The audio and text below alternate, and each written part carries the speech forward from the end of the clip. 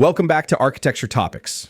I'm your host, Liam Karen, and in today's episode, we're going to talk about the CCTV headquarters in Beijing.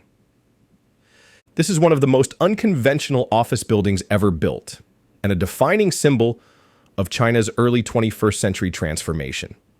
Designed by the studio led by Rem Koolhaas, OMA, this massive loop of glass and steel broke almost every rule of skyscraper design.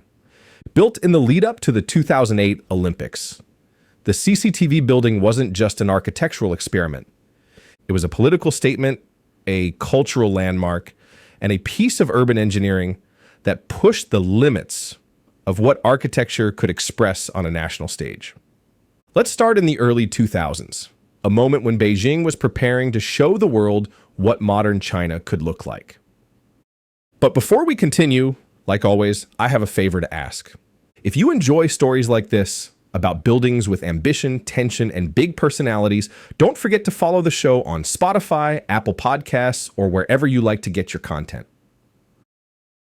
Excellent. Now let's dive in. In the early 2000s, Beijing was undergoing the fastest urban transformation in its history.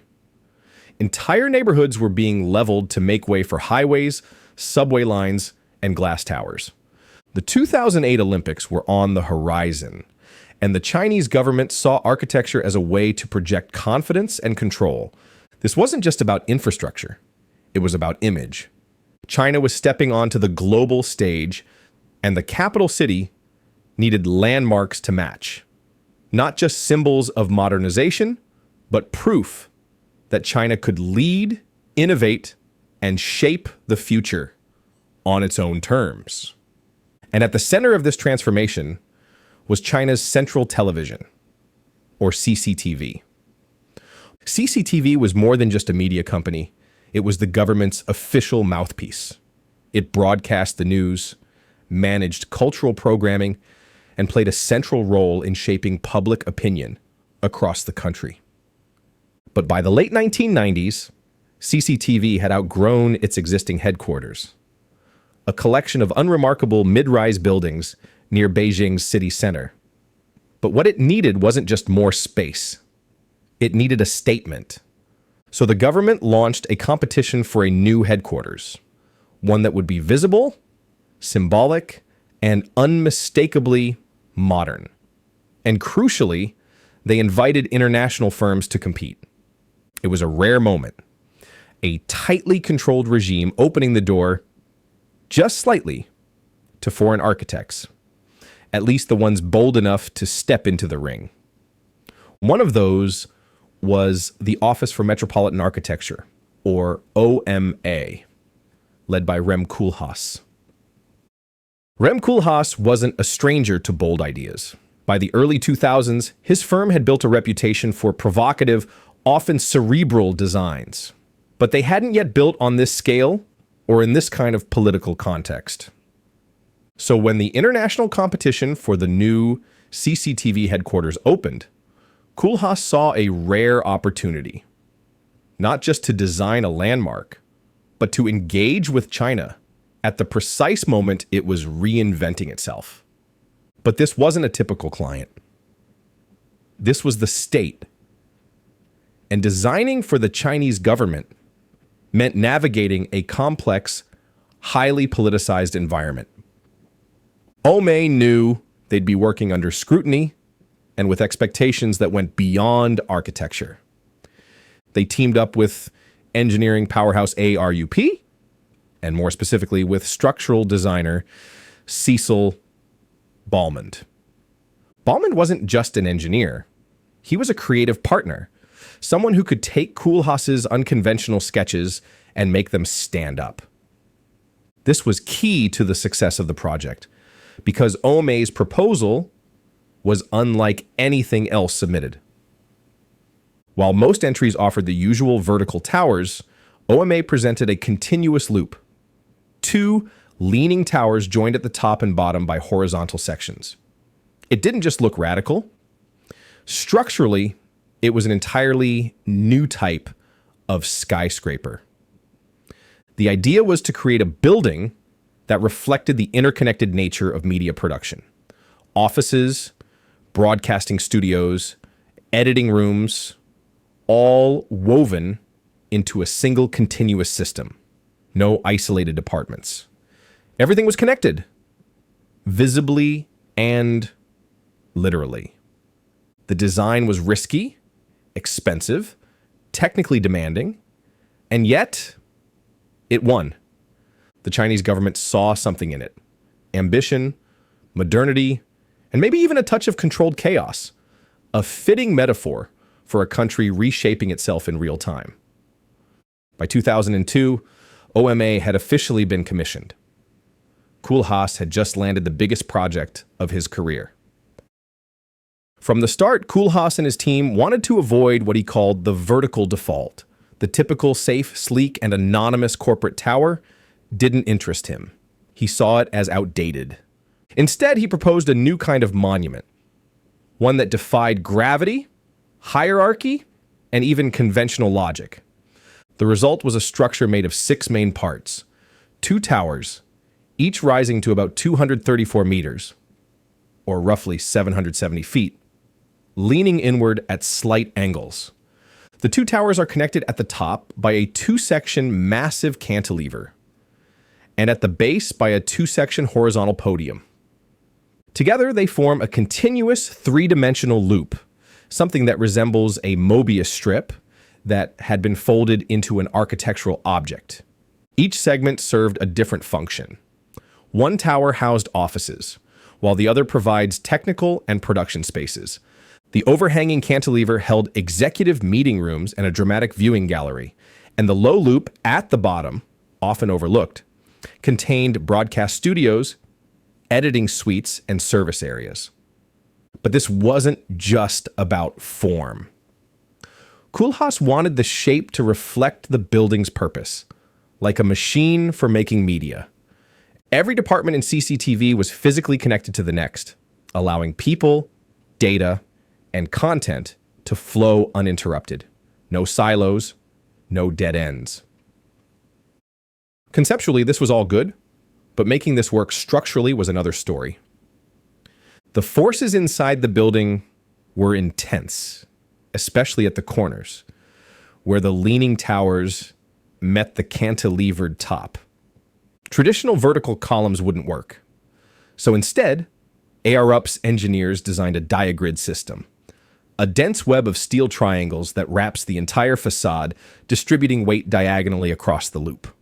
From the outside, this diagonal grid gives the building its iconic texture, a kind of exoskeleton, tight and intricate, like a woven basket holding the entire form together. Even the way it touches the ground is deliberate. The towers don't rise from a clean podium. Instead, they press into the earth with an odd offset stance, almost as if they've been caught mid-movement. The whole structure feels dynamic, like it's shifting its weight, leaning into the future. But for all its boldness, the building isn't flashy. Its dark glass and steel skin absorbs light. There are no sweeping gestures or flashy colors. The impact comes from the geometry itself, silent, massive, and unapologetically strange. Construction began in 2004 and continued for nearly a decade. And during this whole time, the project had to manage a delicate balance between structure, politics, and symbolism. The engineering was unlike anything attempted in China at that scale. The massive cantilever, jutting 75 meters out from the top of one tower, was especially risky. It had to be built last, joining the 2 leaning towers like a keystone in a colossal stone arch. But unlike an arch, this wasn't held together by simple compression.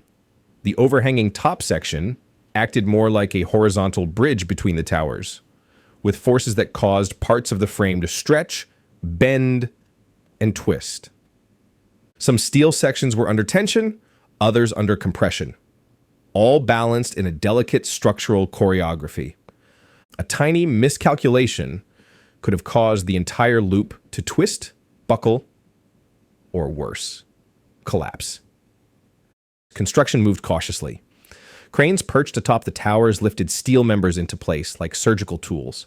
Every joint, every weld had to perform under conditions few buildings ever experience. And then came the political pressure. China's central television wasn't just a client. It was a state media empire, closely tied to the Communist Party. Every design decision, from the layout of offices to the materials on the facade, passed through layers of bureaucracy. Koolhaas had to balance creative freedom with diplomacy. Push too hard, and the project could stall. Compromise too much, and the vision could unravel. And there was public scrutiny, too. Beijingers gave the building a nickname almost immediately. Da Kucha, the Big Pants. It wasn't exactly flattering. Some saw it as a bold new icon. Others mocked it as vulgar, over-designed, or worse, un-Chinese. Then 2008 arrived, and the building that was meant to dazzle the world in this time of spotlight wasn't ready. The design was simply too ambitious, too complex, and too slow. But the real shock came in 2009. A fire broke out in the adjacent TVCC complex that was part of the same development. Fireworks launched illegally during Lunar New Year celebrations landed on the roof and ignited the insulation. The building lit up like a torch. One firefighter was killed, while dozens more were injured. Photos of the flaming tower spread quickly, before censors could stop them. It was a public relations nightmare. The government downplayed the incident. Koolhaas never publicly commented, and though the main headquarters wasn't damaged, the fire became a haunting footnote to the entire project. By the time the CCTV headquarters opened in 2012, the hype around Beijing's Olympic moment had long passed. But the building still made waves. Architectural ones, at least. The total cost came in at around $900 million US dollars, funded by the Chinese government. Critics were split, but almost no one ignored it. Some hailed it as a breakthrough, a new way of thinking about tall buildings as three-dimensional systems. Time magazine called it one of the top architectural marvels of the modern world. Others praised its refusal to follow the sleek, glassy mold of global corporate design. Rem Koolhaas himself called it a manifestation of a different kind of thinking. Not iconic in the typical sense, but deeply legible to those who worked inside. Producers, editors, broadcasters. The building was shaped by the flows of their labor. Their movement through space had sculpted its form. But the general public's response was less poetic. The nickname Big Pants stuck. And depending on your tone, it could sound affectionate, mocking, or vaguely embarrassed. For many Beijingers, the building wasn't a monument. It was a curiosity. A daily presence in the skyline that still didn't quite make sense. Some critics also questioned the symbolism. What did it mean for China's state media headquarters to be designed by a Dutch architect? Was it bold openness or imported spectacle? And what did it say that such a complex, expensive, and visibly foreign building had missed its moment to shine? Others, though, saw it as a turning point. The CCTV headquarters opened the door for China to commission bolder, more experimental architecture. And not just from foreign firms, but also from an emerging generation of Chinese architects who saw it as permission to think big and think weird.